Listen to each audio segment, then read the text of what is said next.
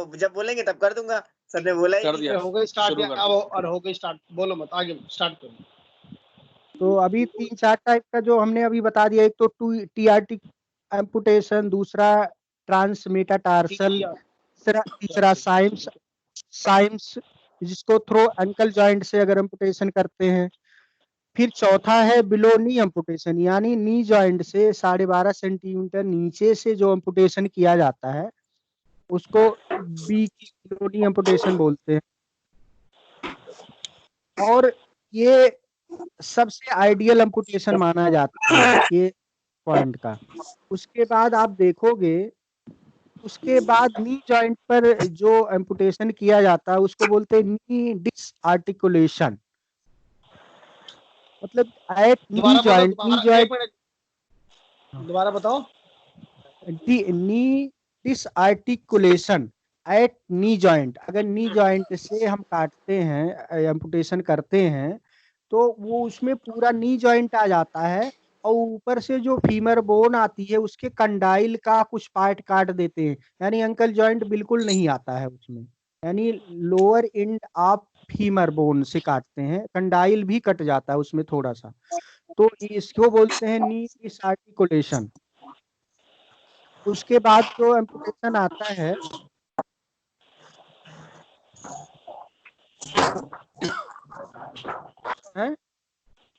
यही तो आपने बताया। इसका एक और नाम इसमें दिया है, जो फीमर के कंडाइल से आर्टिकुलेशन कर रहे हैं उसका नाम एक और है ग्रीटी स्टोका।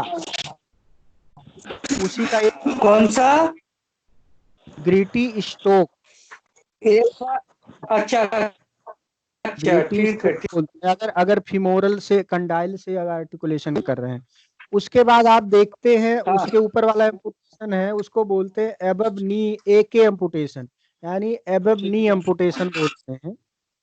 एबव नी एम्पुटेशन भी ये आप देखोगे कि उसका भी जो लेंथ होती है, जैसे अभी हम बी के बिलो नी एम्पुटेशन हमने एक माप लिया था 12.5 सेंटीमीटर, ऐसे ऊपर का जो एम्पुटेशन करते हैं यानी एके एबव नी एम्पुटेशन का भी पॉइंट होता है 12.5।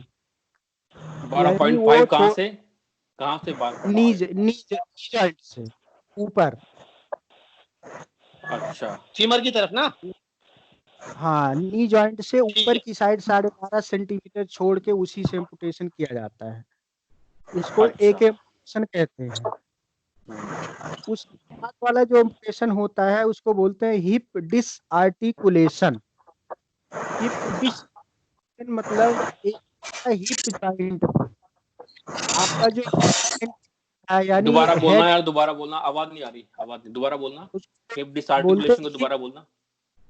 हिप डिसआर्टिकुलेशन का ये जो होता है, ये जो फीमर का हेड होता है जहाँ पे हिप जॉइंट बनती है, वो पूरा जॉइंट का पार्ट लेके निकाल दिया जाता है हेड सहित, तो उसको डिसआर्टिकुलेट कर देते हैं, उसको बोलते हैं हिप आर्टिकुलेशन। अच्छा, अब एक और आता है जो एम्पुटेशन का होता है, उसको बोलते हैं हेमीपेल्वेक्टोमी। में क्या होता है? हैवी पेल्विक क्या बोला सर आपने? हेमीपेल्वेक्टमी। पेल्वेक्टोमी। हाँ, पेल्वेक्टमी, यानी वो जो पेल्विक बोन आ रही है इसमें पेल्विक रीजन में, पेल्विक जो बोन आती है वो उसका आधा पार्ट काट देते हैं।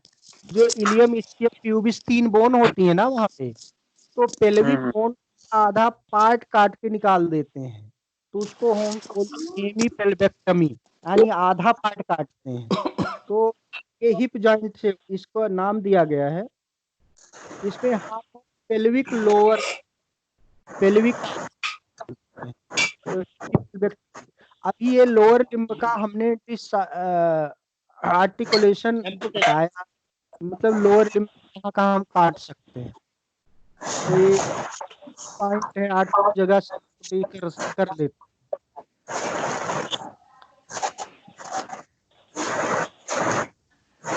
तो आवाज कैसी आ रही है इसमें? बहुत ज्यादा साउंड आ रहा है इसको। कभी कभी आ जाता है।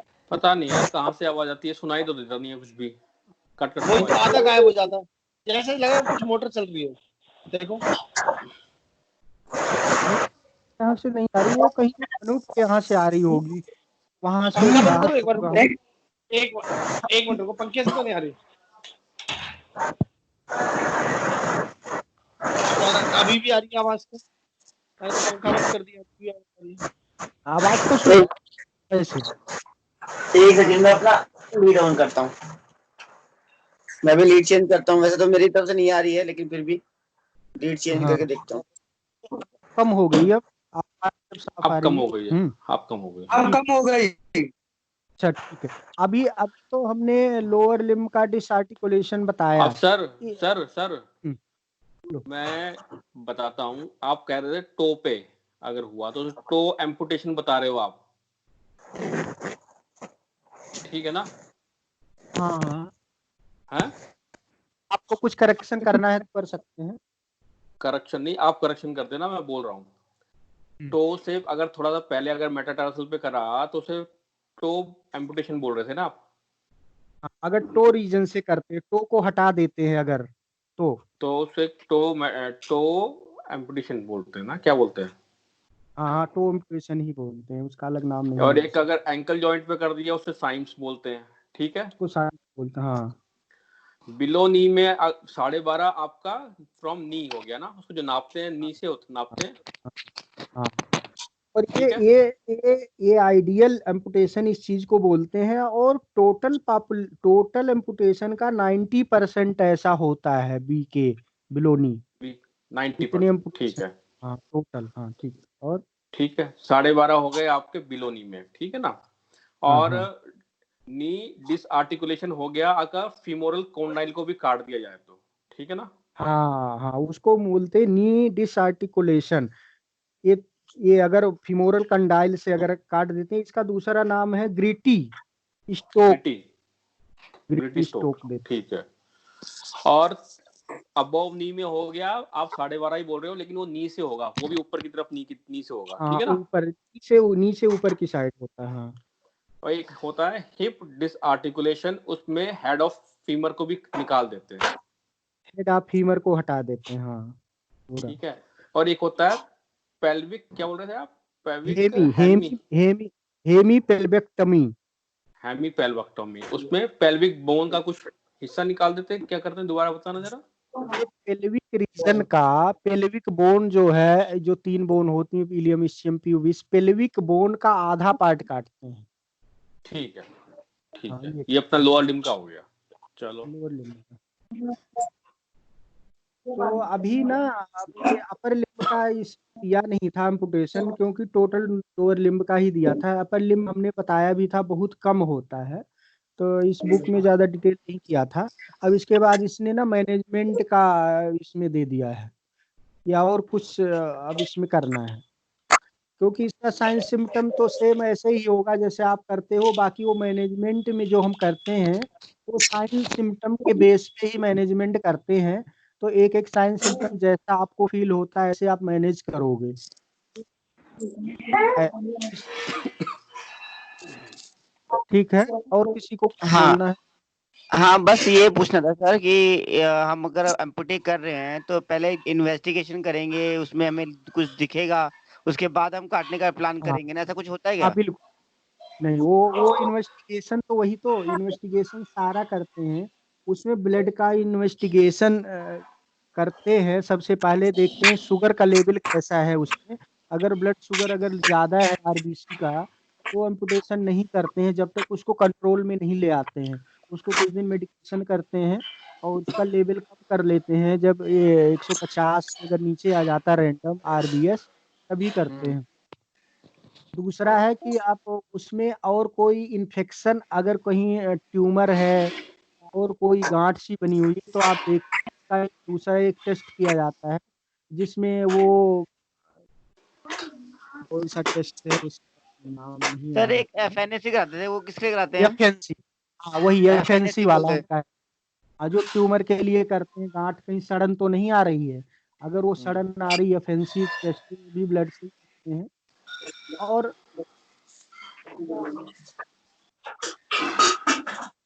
ये वगैरह इसलिए कर लेते हैं कि और कहीं उस बॉडी पार्ट में कोई और कहीं और डैमेज तो नहीं है, ये देखने के लिए, क्योंकि चूंकि हमें बोन भी काटनी होती है उसमें, तो वो जानने के लिए कि बॉडी और बाकी बोन ठीक तो है या नहीं, information। बाकी और इसके अलावा ज्यादा टेस्ट इसमें होता नहीं है, 2-3 हाँ हेलो। हाँ हाँ जी, बोलो। हाँ जी। और हाँ सर, मैं एक चीज और पूछ रहा था, जो आपने बोला बोन के लिए, क्या बोन की स्टडी करते हैं कि किसी को वो ऑस्टियोपोरोसिस तो नहीं है, ऐसा कुछ तो नहीं होता इसके अंदर? वो बोन स्टडी तो उससे हम कर लेते हैं ना, बोन स्टडी चूंकि एज देख करके भी काटा जाता है, कई बार ऑस्टियोपोरोटिक अगर बोन हो जाती है तो हीलिंग प्रोसेस उसमें हो नहीं पाती है, तो एज से ही पता चल जाता है। अगर 50+ में अगर हम एम्पुटेशन की जरूरत है तो उसके बाद एक BMD की जांच भी कर लेते हैं, कहीं ऑस्टियोपोरोटिक बोन तो नहीं हो गई है, वो एज से ही पता चल जाता है। जनरली कम एज में ही एम्पुटेशन 40, आप देखोगे 90% केस ना 40 एज के पहले ही हो जाते हैं, उसके बाद पेशेंट बहुत कम होता है, सर तो एक इसलिए। एक वर्ड, सर एक वर्ड है नेक्रोसिस और गैंग्रीन। हाँ हाँ, तो उसके उस केस में भी करते हैं। जब नेक्रोसिस में क्या होता है कि बेसिकली आपका जो हाथ में है, ब्लड सर्कुलेशन खत्म हो रहा है, ब्लैकिश आते जा रहा है, खत्म होते जा रहा है, तो उस केस में तो करते ही करते हैं कि अभी सप्लाई तो खत्म हो हम गई। अभी हमने जब काजेज बता रहे थे उसमें हमने बोला था, एक एक और काज बताया था, पेरीवास्कुलर डिजीज। हाँ हाँ पेरीवास्कुलर डिजीज में ही नेक्रोसिस आता है, हमने हाँ हाँ, एग्जाम्पल नहीं ठीक। दे पाए थे, लेकिन वो नेक्रोसिस का एग्जाम्पल था, पेरीवास्कुलर एक काज है। ठीक है। अच्छा सर, ठीक है सर। हाँ पेरिवेस्कुलर नेक्रोसिस, अवेस्कुलर नेक्रोसिस पे में भी करते होंगे एम्पुटेशन फिर तो? हाँ, ए वैस्कुलर नेक्रोसिस में भी करते होंगे सर। हाँ, ये तो उसमें वही आ जाएगा, वो जहाँ सर सप्लाई नहीं है ब्लड सर्कुलेशन का वहाँ हो जाएगा, क्योंकि वो काला काला होने लगेगा वहाँ पे उस एरिया। एक कंडीशन और लिखी है इसमें, हाँ लेप्रोसी केसेस क्या? में भी किया जाता है, when the patient leg is totally useless और ग्रॉसली डिस्ट्रॉयड। और एक हाँ टर्म है फ्लेरेसिस, हाँ एक बता रहा हूँ, एक टर्म है फ्लेरियल एल्फ्लेंटेसिस। इसमें होता है ना हाथी फ्लेरिया जैसे में। उसके पैर हो जाते हैं। हाँ हाँ फ्लेरिया बोलते हैं, जिसमें लिम्ब बड़ा फिलेरियल मोटा मोटा सा फिलेरियल हो जाता है। हाँ हाथी जैसा हो फाइलेरिया जाता है उसको ना। बोलते हैं, हाँ फाइलेरियसिस। एलिफेंटाइस। एक अच्छा एलिफेंट एक बार, हाँ अरे आप बोलो यादव, आप बोलो फिर मैं बोलो, बोलो यादव। हाँ, आप बताओ बताओ, हाँ ठीक। हाँ, एक और लिखा है एक्टिनोमाइकोसिस ऑफ फुट और हैंड। सर इसका मतलब नहीं समझ में आया, क्या हुआ सर? हाँ एक्टिनोमाइकोसिस। हाँ, एक्टिनोमाइकोसिस ऑफ द फुट और हैंड।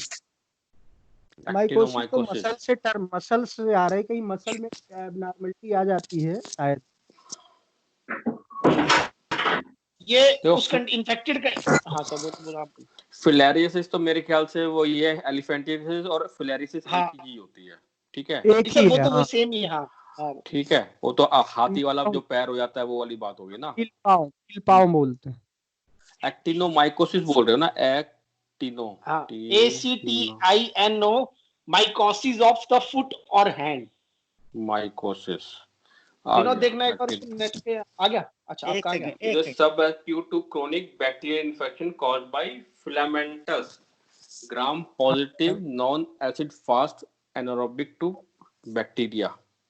अच्छा हाँ कोई बैक्टीरियल इन्फेक्शन की वजह से कुल मिला के। इन्फेक्शन है ये। हाँ, हाँ हाँ इन्फेक्शन। हाँ ठीक है। इन्फेक्शन जो काज हमने बता दिया था उसका एक एग्जाम्पल है एक्टिनोमाइकोसिस। माइकोसिस। ठीक,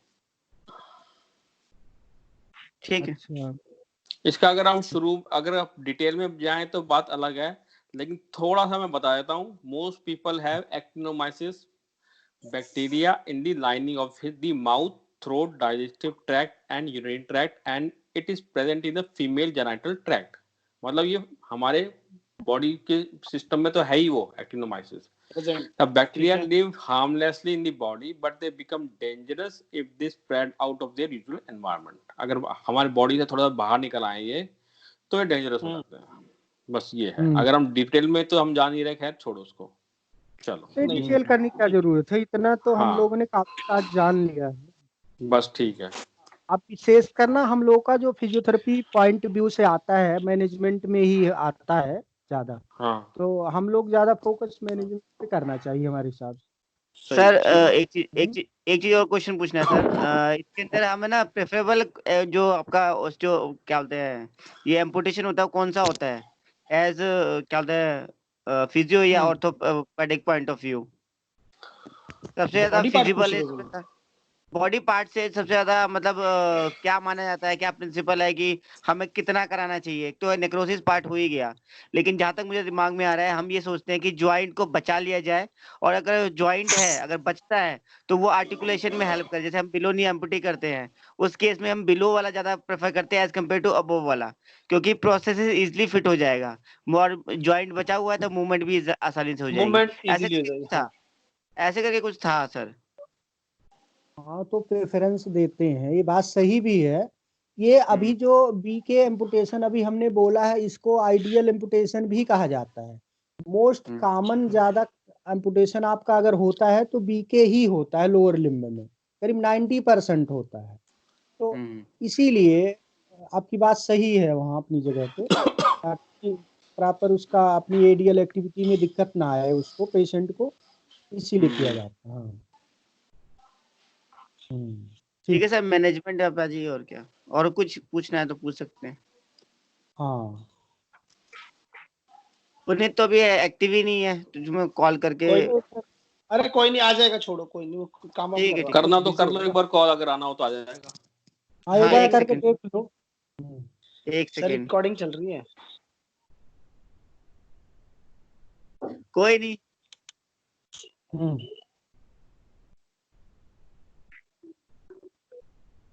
एक सेकंड बस एक।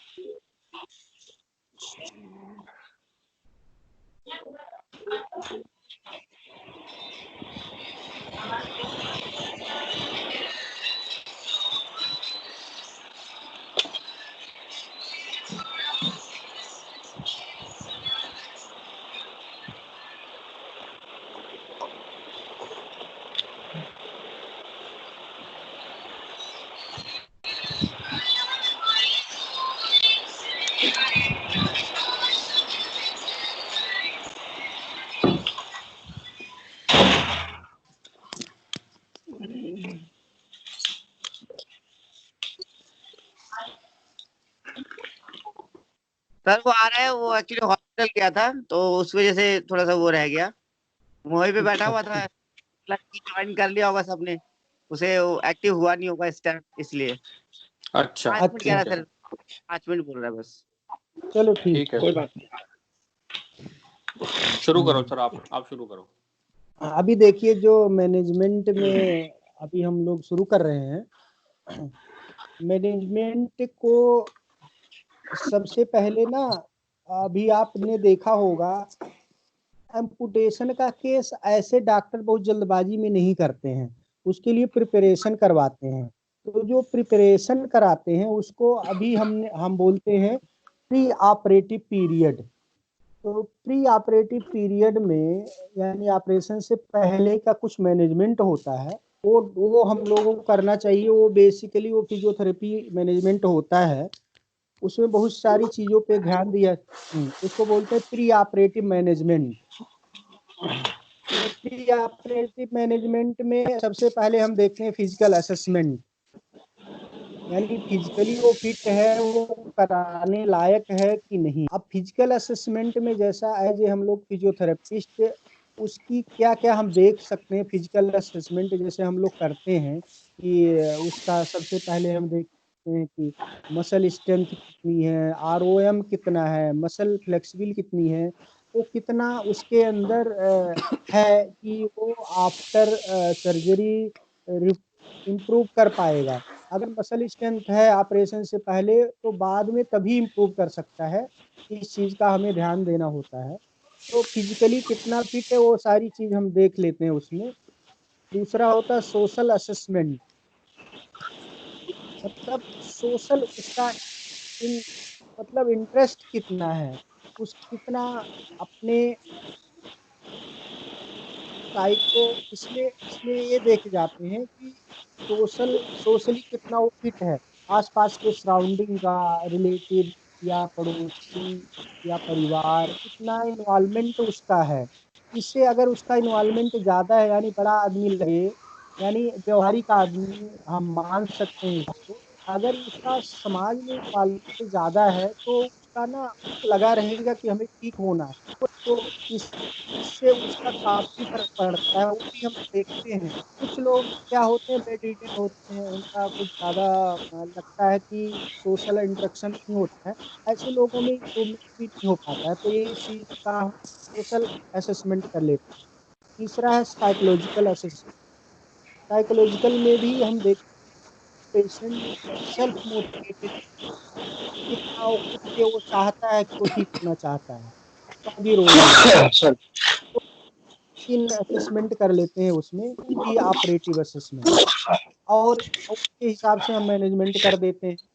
तो अगर अगर मसल ठीक है या फिजिकली कुछ प्रॉब्लम है तो पहले उसको हमें ठीक करना होता है ऑपरेशन से पहले। तो ये ऑपरेशन से पहले की बात। अब उसके बाद आता है पोस्ट ऑपरेटिव मैनेजमेंट कैसे करते हैं।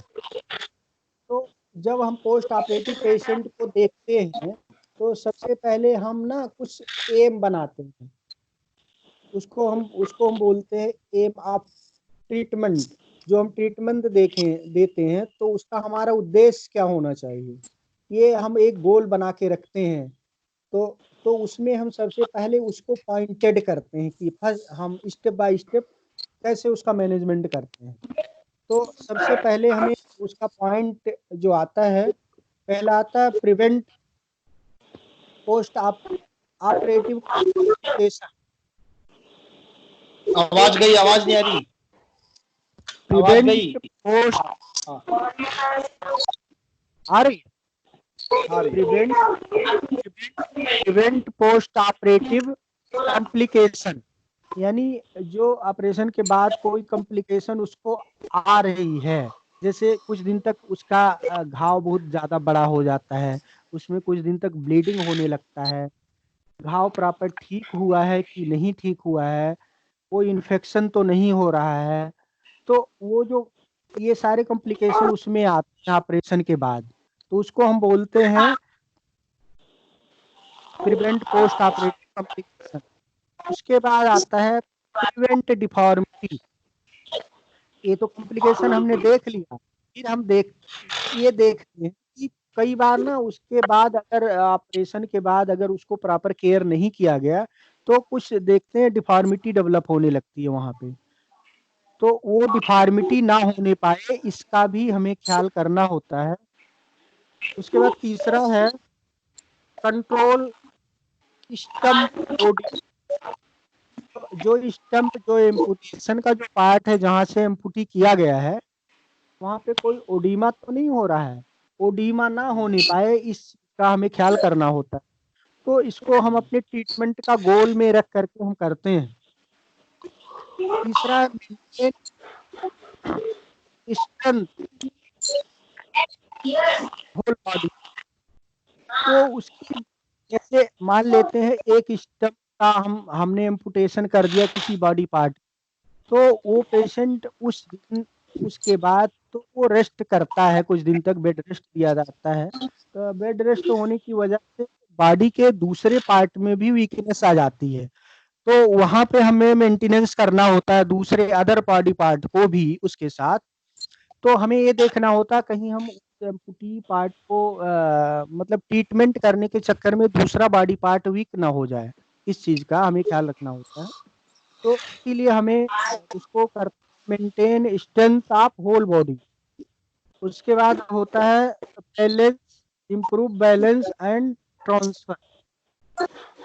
हमें अगर एम्पुटेशन का मैनेजमेंट अगर हम कर रहे हैं तो इस चीज का भी हमें बीच बीच ध्यान देना होता है कि वो उसको ट्रांसफर करते समय एक जगह से दूसरी जगह, जैसे बेड से हमें चेयर पे बैठाना है या चेयर से हमें उसको किसी दूसरी जगह शिफ्ट करना है, तो उस चीज का हमें ध्यान देना होता है। ठीक है। Please please please please please यार, ये जो डिस्टरबेंस आ रही है ना पीछे से, हाँ मैं यही कहूंगा यार, डिस्टरबेंस को हटा लो। आवाज आ रही है कहीं कोई किसी की बात करने की, किसी के भी कहीं है, किसी के भी है, मेरे को नहीं मालूम किसके बात है। ये कहीं का अजय का हो सकता है, और मेरा रूम तो बंद है भाई। अच्छा, तो कहाँ से आएंगे? हम तो अकेले बैठे हैं। मैं भी अकेला बैठा हूँ, मेरे यहाँ पे कोई नहीं है, कोई नहीं है आसपास भी। यार वो डिस्टरबेंस हो रही है, डिस्टरबेंस लग हो रहा रही है है पीछे बात कर रहा। हाँ हाँ, जैसे लग रहा है ना थोड़ा, उसको प्लीज को जो भी कर रहा है उसको डिस्टरबेंस को हटा लो यार। ठीक ठीक ठीक। हाँ अच्छा, उसके बाद अभी हमने इम्प्रूव बैलेंस एंड ट्रांसफर का, उसके बाद हम देखते हैं एक और चीज पे ध्यान देते हैं, रीएजुकेशन वॉकिंग। अगर अगर हमें इसको स्टेप बाय स्टेप उसको हमें चलाना होता है, तो मैनेजमेंट में ये भी हमारा गोल होना चाहिए कि कैसे हमें उसका डे बाय डे इम्प्रूव होने के बाद उसको हमें वॉकिंग की स्टेप को क्रिएट करना है। उसके बाद रिस्टोर फंक्शन, मतलब बाकी जो फंक्शन है जिसका इस समय यूज नहीं कर रहा पेशेंट और वो एक्टिव है, तो उसके मूवमेंट को रिस्टोर करने के लिए भी हमें बेड पे एक्टिविटी कराते रहना है, तो ताकि फंक्शन उसका improve है। उसके बाद है treat phantom pain. Phantom pain case में, फैंटम पेन उसको कहते हैं एम्पुटी वाले पार्ट में अगर कहीं पेन होता है तब उसको हम फैंटम पेन बोलते हैं। तो फैंटम पेन ना हो, अगर पेन नहीं होगा तभी वो प्रोस्थेटिक जो हम आवाज यूज गई आवाज करेंगे। गई आवाज गई। हाँ, नहीं उसको फैंटम पेन को दूर करना हमारा मोटिव होता है, उस समय एम ऑफ ट्रीटमेंट में है। फैंटम पेन नहीं होगा तभी वो लगा सकता है कुछ प्रोस्थेटिक। ठीक है। उसके बाद मेंटेन जनरल मोबिलिटी, उसकी जो जनरल मोबिलिटी तो कर सकता है, वो फंक्शन नॉर्मल रहे, इस चीज का हमें, ये जो अभी हमने बताया था ये सारा एम ऑफ ट्रीटमेंट है। एक एक करके ये सारी चीज का अभी हम डिटेल करना करना है फिर, मतलब इतनी सारी चीजों का हमें फोकस ले करके एम ऑफ ट्रीटमेंट यानी गोल ऑफ ट्रीटमेंट करना है। ठीक है। आपका कहने का मतलब है कि हर एक पॉइंट पे आप मैनेजमेंट पे दोबारा आओगे ना। अभी जितने हमने पॉइंट बताए हैं, इन सारे पॉइंट को ध्यान में देते हुए हमें पेशेंट का ट्रीटमेंट करना है। ओके एक साथ हमें, जब हम ट्रीटमेंट स्टार्ट करते हैं तो इन सारी चीजों को एक बार हम देख लेते हैं। और और किसी को कुछ नहीं, ठीक है। ठीक है। हाँ, बोले जाओ बोले जाओ बोले जाओ। अब देखो, प्रिवेंशन ऑफ, जैसे अभी हमने फर्स्ट पॉइंट लिया था prevention of post operative complication. अब पोस्ट ऑपरेटिव कॉम्प्लिकेशन में क्या क्या आ सकता है, अब उस चीज पे हमें एक एक करके वन बाय वन ध्यान देने की जरूरत होती है। सबसे पहले आप देखोगे उसको कोई ब्रीथिंग की प्रॉब्लम तो नहीं हो जाती, घबराहट तो नहीं हो रही है। अगर ब्रीथिंग डिफिकल्टी हो रही है तो उसको हमें ब्रीथिंग एक्सरसाइज कराना है। ठीक है। अब ब्रीथिंग एक्सरसाइज हमें वहाँ बताना होता है, उसको कराना होता है, चेस्ट पीटी या और ब्रीथिंग की जो एक्सरसाइज होती है उसको कराना होता है। एक होता है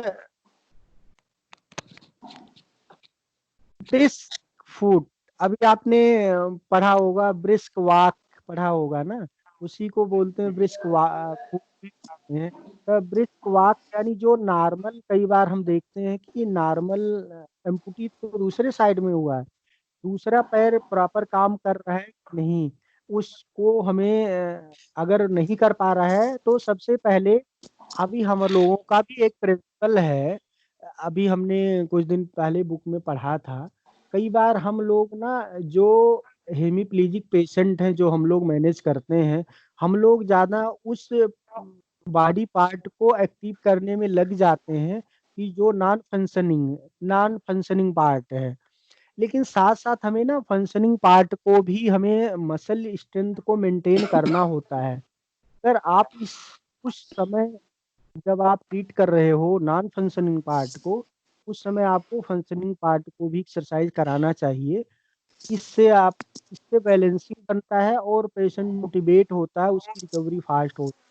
तो इसका एक भी पॉइंट इसमें भी आता है, नॉन फंक्शनिंग जो बॉडी पार्ट नॉर्मल है उसको भी मूवमेंट रिस्टोर करने के लिए, मसल स्ट्रेंथ मेंटेन करने के लिए हमें उसकी भी एक्सरसाइज करानी होती है। तो और उसका उस बॉडी पार्ट में, फंक्शनिंग वाले बॉडी पार्ट में सर्कुलेशन भी मेंटेन होगा अगर आप करोगे, उसकी स्ट्रेंथ मेंटेन होगी। उसके बाद हम देखते हैं कि और क्या कॉम्प्लिकेशन आएगी। एक तो वो जो इंजरी हुई है वो उसको प्रॉपर केयर आप कर रहे हो, क्योंकि अम्पुटेशन अगर हुआ है तो घाव उसका के साइड में घाव है, वो इंजरी होने में तो काफी टाइम लगता है। तो वो जब तक घाव नहीं भर जाता है तब तक उसका हमें प्रॉपर ड्रेसिंग करना होता है। डिसइंफेक्ट कोई ऐसी चीज लगाओ ताकि इन्फेक्शन ना हो। वहां अगर स्वेलिंग आ रही है, स्वेलिंग करने के लिए कुछ हम लोग swelling वाले एरिया पे बैंडेजिंग कर देते हैं। जहाँ पे सोइलिंग आ रहा है उससे सोइलिंग नहीं आएगी, जहाँ पे घाव है उस पे ड्रेसिंग कर देंगे। और बीके वाला अगर एम्पुटी है तो हम देखते हैं उसके अपर जॉइंट का जो नी का मोबिलाइजेशन है, नी का मूवमेंट है हेलो वो हेलो हेलो। हाँ बोलो, आ नहीं जी रही? कुछ बोल रहा था, पुनीत कुछ बोल रहा बोलो। था। इधर उधर देखे भी करो, बोले ही जा रहे हो, देखे भी करो। अच्छा, सब नहीं तो पहले ऐसा गुड आफ्टरनून सबको, वो मैं थोड़ा लेट हो गया। अच्छा सर, अब मैं एक क्वेश्चन, ये जो आपने मेरे को अभी जो बोला आपने कि जो वुंड होता है उस पे हम डिसइंफेक्शन करते हैं, जो बैंडेज करते हैं, ये सब क्या हम करते हैं एक चीज, या हम किसी और के थ्रू करवाते हैं? नहीं, एक क्वेश्चन तो ये है। दूसरा क्वेश्चन ये है कि अगर हम करते हैं तो क्या क्या चीज यूज करते हैं उसको करने के लिए? अच्छा देखो, इसका जवाब अभी जब हम मैनेजमेंट शुरू किए थे वहां पे एक लाइन मुझे बोलना था। ये जो हम मैनेजमेंट करते हैं केवल अभी हम फिजियोथेरेपी वाले पार्ट को कर रहे हैं ना, लेकिन ये मैनेजमेंट की एक टीम होती है, टीम वर्क होती है। उसमें एक टीम, जैसे किसी बॉडी का एम्पुटी हम किए हैं तो एक टीम वर्क होता है। उसमें एक सर्जन होता है, एक फिजियोथेरेपिस्ट होता है, प्रोस्थेटिक आर्थोटिक्स वाले एक होते हैं, दूसरा होता है सोशल वर्कर भी होता है वहाँ सोशल मोटिवेशन करने के लिए, और एक नर्स होती है जो ड्रेसिंग वाला काम आपने बोला भी। तो ये 5 लोगों का एक पैनल होता है जो टीम वर्क होती है, ये करती है। लेकिन चूंकि हम लोग एज ए फिजियोथेरेपिस्ट बात कर रहे हैं इसलिए हमने उस पर ध्यान नहीं दिया, लेकिन ये जानना जरूरी भी है। ठीक है। लेकिन एक बात है कि अगर आपका जब स्टम्प की हीलिंग हो गई तो उसका बैंडेज तो हम लोग करते ही हैं, स्टम्प बैंडेज तो करते ही हैं हम लोग बाद में। हाँ वो तो करते हैं, लेकिन अभी तुरंत तो हीलिंग तो हो नहीं रही। वुंड तो हीलिंग में काफी टाइम लगेगा, 2-3 महीना भी लग जाता है ना उसमें। तब तक उस एरिया का तो हम कोई एक्सरसाइज नहीं करते हैं, वहाँ ड्रेसिंग ही चलती रहती है, कुछ मेडिकेशन भी होता है। और अगर दूसरे सर बॉडी पार्ट सर पे, सर उस पीरियड में हम शायद आइसोमेट्रिक्स वगैरह कराते हैं थोड़ी पेशेंट को। कराते हैं। अरे यार वही तो मैं बता रहा था कि अभी जैसे इसको बीके बोलने दो की यार, हम पहले बोलने दो उसको। जब ठीक। बीके की हम बात कर रहे हैं, अभी हमने वुंड साइड वाली बात की कि वहां पे ड्रेसिंग कर रहे हैं, वो नर्स करेगी जो हमारी टीम में होगी, उसका देखभाल तो वो करेगी, मेडिकेशन करेगी। लेकिन उंड के ऊपर वाले एरिया में स्टंप साइड में अगर कहीं स्वेलिंग आ रही है तो वहां पे क्रेप बैंडेज तो वो फिजियोथेरेपिस्ट लगाएगा। और उसके ऊपर जो नी जॉइंट आ रही, नी जॉइंट का फंक्शन रिस्टोर करने के लिए, वही तो अभी मैं बता रहा था कि वहां पे उसके मूवमेंट को हमें मेंटेन करना है, उसके मसल पावर को मेंटेन करना है। ये सब करने की हमें डिफरेंट टाइप की एक्सरसाइज करनी होती है। हाँ बोलो। सर, जो हम बैंडेज करते हैं, मैं अपनी पर्सनल उसके लिए कह रहा हूँ, वो उसका भी कुछ करने का कोई होती है, खाली से बांध दो और हो गया? उसका भी कोई स्पेसिफिक तरीका होता है कि प्रॉक्सिमल साइड पे टाइट करना है और डिस्टल साइड पे लूज करना है, ऐसा कुछ होता है? मतलब कोई रूल होता है या नहीं होता है, ये पूछना चाह रहा हूँ। नहीं, उसका जो जहां तक हमने उसमें देखा है, उसमें जो बैंडेजिंग करने का तरीका, उसमें तरीका बताया है कि स्वेलिंग एरिया पे ही करेंगे और 8 शेप में करते हैं। ये 2 चीज बताई गई है। S S shape, 8 shape. Figure of Figure of 8, eight. Okay ठीक है। हाँ ओके वो, हाँ वो करते हैं, ऐसे लपेटते चले जाते हैं, तो उससे सोइलिंग उस एरिया का कम हो जाता है। उसका और ये तो पर्पज है ये सोइलिंग ना हो। हाँ ठीक है। डिस्टल टू प्रोक्सिमल हो गया ना यार, डिस्टल पे थोड़ा सा टाइट रहता है, अब प्रोक्सिमल में थोड़ा सा ढीला छोड़ देते हैं, डिस्टल टू हाँ हाँ प्रोक्सिमल। वही है। हाँ हाँ ठीक। पुनीत जी तो हाँ सर, हाँ सर। बताओ सही है नहीं है? सर एक्चुअली मैं ना, सर मैंने बिल्कुल मैं पढ़ नहीं पाया हूँ आज। एक्चुअली मैं जिस टाइम पढ़ना होता है उस टाइम वो हॉस्पिटल से फोन आ गया, भागना पड़ा मुझे, तो मैंने बिल्कुल पढ़ा नहीं है। मैं इससे पूछ रहा था सर, पढ़ नहीं पाया है, सॉरी। जो भी आप सर मेडिटेशन के बारे में जानते डिस्टल टू हैं, अपना सर इसका मेन रीजन क्या है कि डिस्टल टू प्रॉक्सिमल इससे रखते हैं कि अगर स्वेलिंग नीचे की तरफ ज्यादा जाएगी तो वो एक तरह का क्या होता है स्वेलिंग एरिया बना रहेगा, जबकि हम डिस्टल पे अगर टाइट करेंगे तो वो बॉडी के अदर पार्ट्स में यानी कि हार्ट पे वापस चला जाएगा, जैसे बोलते हैं ना वीनस रिटर्न हो गया है, तो वो चीज अब हो जाएगी। तो वो जनरली सबके लिए एप्लीकेबल है। जनरली हम नीचे के क्रैप बैंड मारते हैं एंकल वगैरह में भी, तो भी हम डिस्टली टाइट करते हैं सर, ताकि वो थोड़ा जो भी आपका स्वेलिंग वगैरह है वो ऊपर की तरफ निकल जाए। ये करते हैं, ये ठीक है सर। सही है, चलो जी बढ़ो जी आगे। तो अभी अभी हम एज ए फिजियोथेरेपी जो मैनेजमेंट अभी हम करेंगे वहाँ पे, तो नी जॉइंट की सारी एक्टिविटी करेंगे। बेड साइड पे ही आइसोमेट्रिक एक्सरसाइज होती है, और आइसोमेट्रिक करने से ये फायदा होगा कि आप देखोगे आइसोमेट्रिक नी जॉइंट की आप करते हैं तो क्वाड्रिसेप्स की सारी, अगर वहाँ कहीं क्वाड्रिसेप्स की एक्सरसाइज होती है तो क्वाड्रिसेप्स का वो नी जॉइंट तक उसकी पूरा फैली रहती है वो मसल्स, तो आप नी जॉइंट तक पूरी स्ट्रेंथ रहेगी, मेंटेन रहेगी। और दूसरा है सर्कुलेशन का की वजह कम होने की वजह से वहाँ जो सोइलिंग आ रहा है, सोइलिंग भी उतारेगी। यानी एक तो सोइलिंग में फायदा करेगी आइसोमेट्रिक, और दूसरा मसल स्ट्रेंथ रिस्टोर करेगी। उसके बाद हम देखेंगे तीसरा और भी हम करते हैं कि उसकी थोड़ा सा हम स्ट्रेंथनिंग एक्सरसाइज करेंगे जो बचा हुआ पार्ट है, यानी नी जॉइंट से ऊपर। अभी हम हिप जॉइंट की फ्लेक्शन जब हम कराते हैं, हल्का सा हम हाथ रख के यानी थोड़ी रेजिस्टेंस दे के हम कराते हैं, तो हमें वहाँ पे हिप जॉइंट का सारा मसल और रेंज ऑफ मोशन ये सारा मेंटेन हमें करना होता है। तो हिप जॉइंट का भी हम करेंगे। हिप जॉइंट का abductor एडक्टर फ्लेक्शन एक्सटेंशन सारा मूवमेंट हम करेंगे। उसके बाद आप देखेंगे कि जब भी हम एक्सरसाइज करने के बाद हम विशेष ध्यान देते हैं पोजीशनिंग ऑफ द पेशेंट, इसका भी ख्याल रखते हैं। तो हम पिलो नीचे लगा करके इंक्लाइंड पोजीशन में कर लेते हैं, ताकि उससे ये फायदा होता है, स्वेलिंग घटती है वहाँ पे और हीलिंग प्रोसेस तेज हो जाती है। तो ये पोजीशनिंग। हाँ आप बताओ। सर मैं एक चीज पूछ रहा हूँ कि अगर मान लो जैसे हमें इस पेशेंट का कुछ कॉन्ट्रैक्चर वगैरह बन रहा है नी जॉइंट पे, तो क्या हम इस इनिशियल फेज में स्ट्रेचिंग करा सकते हैं या बाद में, या तो इनिशियल फेज में या बाद वाले स्टेज में, कब करा सकते अब हैं? उसका उसका तो मैं ये बताऊंगा कि इनिशियल स्टेज में कंडक्टर तो बनता नहीं है। सबसे पहली बात ये है, अगर हाँ हाँ आपने एज ए टीम वर्क आप काम कर रहे हो, टीम मेंबर हो आप, तो आप सबसे पहले prevention is better than cure होता है। आप प्रिवेंशन करोगे यानी पेशेंट की पोजीशनिंग अगर आप कर रहे हो तो कंडक्टर बनेगा ही नहीं। अगर गलती आरओएम से एक्टिविटी बन करा भी के, गया, हाँ हाँ हाँ, तो पैसिव मूवमेंट कंडक्टर और नहीं आरओएम बनेगा। करा के ना। हाँ ठीक है आरओएम ठीक। कराओगे तो कंडक्शन नहीं बनेगा। अगर मान लेते गलती से 1% अगर बनता भी है, तो जब तक कंप्लीट हीलिंग नहीं हो जाती आप स्टिचिंग नहीं करना चाहिए, क्योंकि उससे ब्रेक डाउन हो जाता है, इंजरी रिगेन हो जाती है। मतलब आपका ये कहने का कि जो अवेलेबल रेंज ऑफ मोशन है उसी में हमें एक्टिविटी करानी है, हमें हाँ उसी स्ट्रेचिंग में फॉलो नहीं मेंटेन करना। स्टिचिंग नहीं ठीक करना है। चाहिए। हाँ नी कॉन्ट्रैक्चर यार बिलो नी में फटाफट ही बनता है। अगर आप स्ट्रेचिंग करा रहे हो तो हम वुंड एरिया को थोड़ी डिस्टर्ब कर रहे हैं, वो तो हैम्स तो ऊपर ही रहेगी।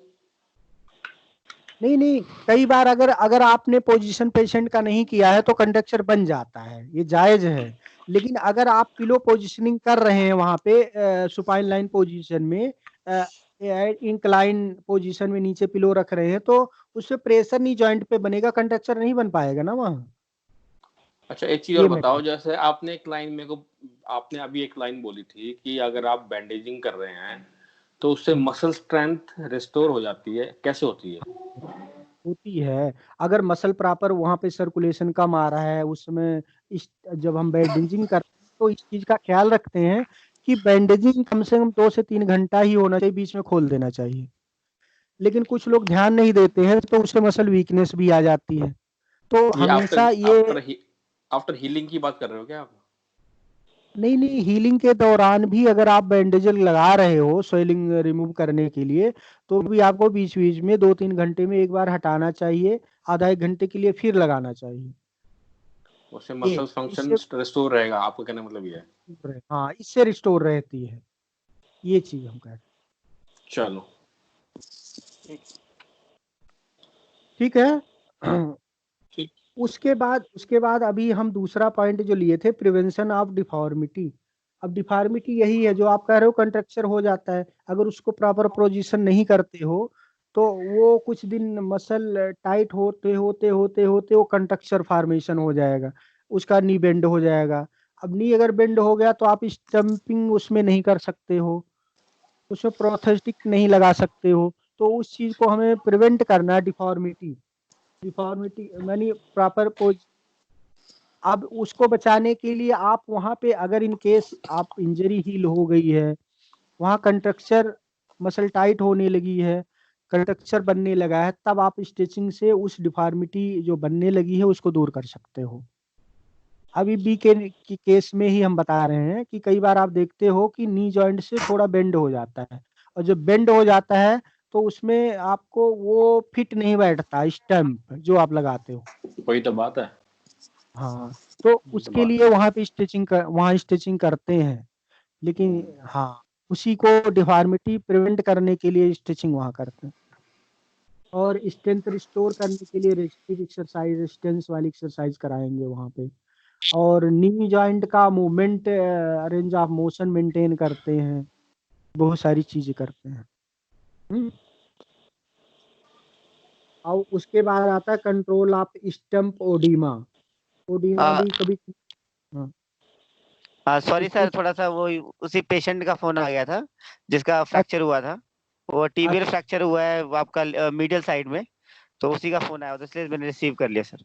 एक्सरे करा लिया उसका, एक्सरे करा लिया। हाँ, मैं आपको एक्सरे सेंड कर दूंगा आपको, जो पेशेंट ने सेंड किया ना, वो एक्सरे सेंड कर दूंगा थोड़ी देर में, ठीक है सर? अच्छा, तो ठीक है, अभी कर लेते हैं, बाद में कर लेते हैं।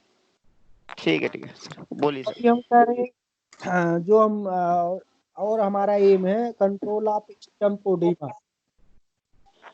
ओडीमा भी ना बनने पाए, इस चीज का हम मैनेजमेंट वही करते हैं। अगर मसल की पावर मेंटेन है, आपका रेंज ऑफ मोशन करा रहे हो, सर्कुलेशन मेंटेन करा रहे हो, आइसोमेट्रिक एक्सरसाइज करा रहे हो, तो आपका ओडीमा बनने ही नहीं पाएगा। तो इस चीज पे ये सारी एक्सरसाइज कराते हैं वहां पे मेनली। उसके बाद पोजीशनिंग आप करके, जैसे नीचे पिलो लगा करके आप इंक्लाइन पोजीशन में आप उसके लेग को रख देते हैं, तो आप देखोगे वहां पे ओडीमा नहीं होगा। उसके बाद आता है कंट्रोल इन्वायरमेंट ट्रीटमेंट। एक ये टर्म आया है, उसको बोलते हैं सीईटी। किसी ने पढ़ा है सीईटी? उसको कंट्रोल इन्वायरमेंट ट्रीटमेंट। वो तो नहीं है जो ये होता है अपना क्रैप बैंडेज लगा के, जो क्या क्या मशीन का नाम क्या था जो मशीन में डाल देते हैं पैर को, उसकी बात कर रहे हो? हाँ, उसका नाम भूल गया मैं, नाम था उसका। हाँ, कुछ थेरेपी उसका भी है, नाम है उसके, उसमें पंप करता है, सर्कुलेशन मेंटेन करता है ना वो। हाँ, नाम किसी को मालूम है, नाम क्या है उसका? कौन सा सर? किसका? Pneumatic up? हाँ, न्यूमेटिक पंप, न्यूमेटिक पंप ही होगा शायद वो। हाँ, न्यूमेटिक कफ बोलते हैं शायद, पंप या कफ जो भी है। हाँ, न्यूमेटिक में मतलब वो एयर है ना, एयर ब्लो करता रहता है, प्रेशर देता रहता है, रिलीज करता रहता है। वो जनरली उनमें दिया जाता है जिनके पैरों में सर्कुलेशन की प्रॉब्लम होती है। एक वो भी होता है ना, जब ब्रेस्ट कैंसर होता है तो हाथ में स्वेलिंग आ जाती है तो उसका हाथ भी डालते हैं उसके अंदर। अच्छा वो देखना पड़ेगा सर, वो मशीन का नाम ये तो नाम मुझे भी मशीन का याद। नाम भूल गया मैं, वो राजीव गांधी उसका कैंसर हॉस्पिटल में थी। नहीं, उसका उसका नाम है प्रेशर कंट्रोल मशीन। अच्छा चलो, और कुछ प्रेशर था वैसे नाम? कंट्रोल, हाँ, ये इस बुक में यही लिखा है, प्रेशर कंट्रोल मशीन। वो लगाते हैं, वो क्या करता है, सर्कुलेशन को मेंटेन करता है, तो उससे सॉइलिंग नहीं आने पाती, ओडीमा नहीं बनने पाता, कंट्रक्चर नहीं होने पाती है। तो मशीन लगा के स्टंप वाले एरिया में करके छोड़ देते हैं, वो पंप करता रहता है ऐसे ऐसे ऐसे ऐसे, उसको प्रेशर प्रेशर वहां मेंटेन करता है। और वुंड हीलिंग को रिकवरी प्रमोट करता है, कर। प्रमोट करता है। ठीक है, यही है, यही उसका काम इतना है। इसी को हम बोलते हैं सीईटी, कंट्रोल इन्वायरमेंट टेक्निक। मतलब उस एरिया में जहाँ पे एम्पुटेशन हुआ, उस एरिया में, उसके सराउंडिंग एरिया में कोई कॉम्प्लिकेशन ना आने पाए, इसीलिए इस मशीन का नाम है कंट्रोल इन्वायरमेंट मशीन। ठीक है, उसके बाद आप देखोगे एक और चीज है, एक पीईटी है दूसरा, पीईटी, प्रेशर इन्वायरमेंट ट्रीटमेंट। अब ये दोनों लगभग टर्म मिलता जुलता है। जो प्रेशर को मेंटेन करता है उस एरिया में, बहुत ज्यादा सोइलिंग ना आने पाए, ये चीज को देखते हुए पीईटी बोलते हैं। तो इसके बारे में अगर किसी को कुछ है आइडिया, देख लो, किसी को अगर बोलना है इसमें पीईटी के बारे में। सर वो मशीन मशीन के नाम लिखे तो बता दो। तो इसका है, इसका भी काम यही है कि स्टेराइल करता है, वहां पे होता है पीईटी जो अभी हम कह रहे हैं। इस मशीन का अच्छा अच्छा। दूसरा काम इसमें बताया गया है, इन्फेक्शन ना होने पाए, वहां पे स्टेराइल करता है उस बॉडी पार्ट को। ठीक है, और टेम्परेचर को भी कंट्रोल करता है, और वहां का जो प्रेशर भी ज्यादा ना हो, और अगर वहां पे इसका प्रेशर अगर बढ़ रहा है तो भी कंट्रोल करता है, टेम्परेचर को मेंटेन करता है। ये इसका बस इतना ही काम है, मतलब स्टेराइल करना, ठीक है। उस एरिया को इन्फेक्शन से बचाना। और उसके बाद है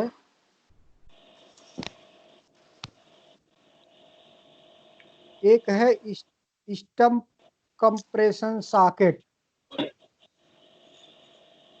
ये वाला आपने सुना है, stump stump compression socket? Stocking तो नहीं है, जो स्टॉकिंग होती है वेरिकोज वेन वाली, हाँ उस तरह का ना? हाँ वही होगा शायद। नहीं नहीं, वो जो स्टॉकिंग तो एक सॉक्स जैसा होता, पूरे लेग में लगा देते हैं। ये केवल होता है एक छोटा सा सॉकेट सा होता है, जैसे बी के एम्पुटेशन है, तो उस अगर वहां पे इंजरी ठीक हो गई है तो थोड़ा सॉकेट लगा देते हैं, ताकि उसका पोस्चर है, यानी जो उसका साइज है वो मेंटेन हो जाए, क्योंकि बाद में स्टंप लगाने में दिक्कत ना हो, इसलिए ये किया जाता है। थोड़ा जैसे नी जॉइंट से नीचे और कट वाले एरिया की साइड से लगा देते हैं छोटा सा, वो प्रेशर वहां करके वो उसको मेंटेन कर देता है, उसकी साइज को, स्टंप की साइज को, ये बोलते हैं उसको। विनोद, आप हाँ जी इसके सर बारे में बोलिए। बताओ। ये यार 50 मिनट्स हो गए, तो ये 50 मिनट्स का ये रिकॉर्डिंग को कर लेगा या इसको स्टॉप करूं? सर स्टॉप करना पड़ेगा, वरना रिकॉर्डिंग होगी नहीं सर, स्टॉप क्लिक करना पड़ेगा।